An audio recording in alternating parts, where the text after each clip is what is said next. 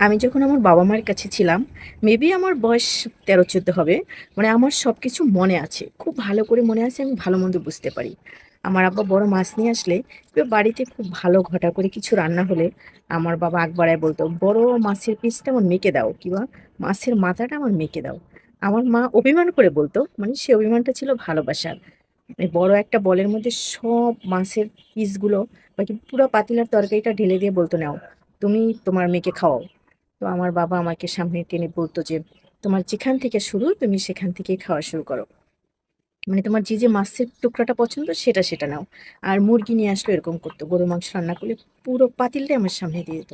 বলতো, "মন ভরে খা।" আর যখন শ্বশুরবাড়িতে আসলাম তখনকার কথা বলি।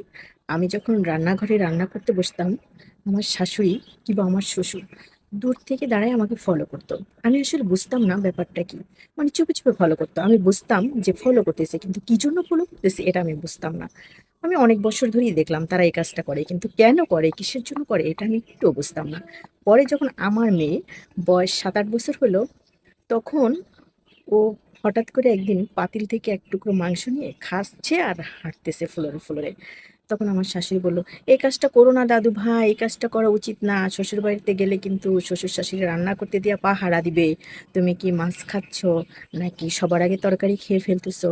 তখন তোমার বাবা-মার মুখে চুনকালি পড়বে।" তখন আমি হাসলাম। আমি মানে অবাক হলাম যে কাহিনী তাহলে এখানে। আমি এত বছর কতই না বোকা। আমি বুঝতে পারতাম যে তারা কিছু একটা ভাবতেছে আমাকে নিয়ে। কিন্তু এটাই যে ভাবতেছে সেটা বুঝতাম না। অথচ মা-বাবার মুখে শুনেছিলাম। মানে আমার বাবাই আমাকে বলত যে, "মন ভরে খেয়ে নাও। পরবর্তীতে কিন্তু আফসোস করতে পারবা না, দুঃখ করতে পারবা না।" আমার মাকে বলত, "মেয়েকে এমনভাবে খাওয়াও যেন পরের সংসারে গিয়ে কোনো খাবারের জন্য আফসোস না হয়। যে এই খাবারটা আমি খেতে পারি না, এই খাবারটা আমি খাবো।" এখন মন ভরে মেয়েকে খাওয়ায় দিবা। কখনো মেয়েকে খাবারের দিক দিয়ে আর কাপড় পরাবার দিয়ে কম পরাবা না। আর পরবর্তীতে এসে আমি কোথায় পড়লাম? তখন ভাবতে না খুব অবাক লাগে।